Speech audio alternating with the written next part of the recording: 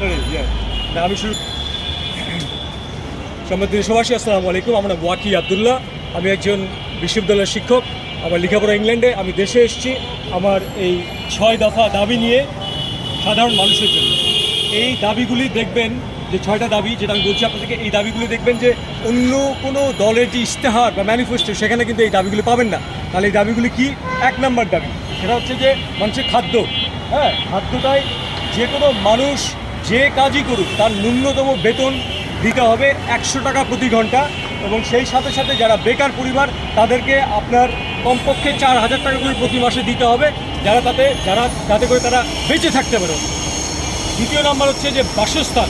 প্রত্যেকটা মানুষ যেন, ভূমিহীন যারা আছে এই বাংলাদেশে তারা যেন কমপক্ষে থাকার জন্য বা কাজ করার জন্য 1 শতক জায়গা পায়। তো ভূমিহীনদের জন্য আপনার 1 শতক জমি দেওয়া হবে, এবং সেই সাথে সাথে আপনার 100 বিঘার বেশি কোনো একক পরিবার বা কোনো একক প্রতিষ্ঠান এই দেশে রাখতে পারবে না, যেটা ছিল মুক্তিযুদ্ধের ওয়াদা ছিল। তো এটা গেল খাদ্য, বাসস্থান, দ্বিতীয় দফা। তৃতীয় দফা যেটা, সেটা হচ্ছে শিক্ষা।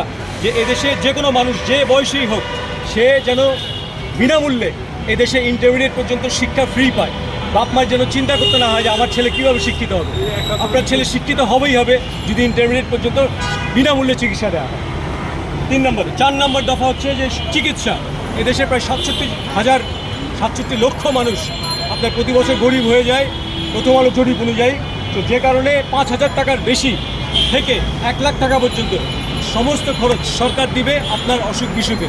এটা হচ্ছে আপনার চিকিৎসা, আপনার 4 নম্বর দফা। 5 নম্বর দফা হচ্ছে নিরাপত্তা।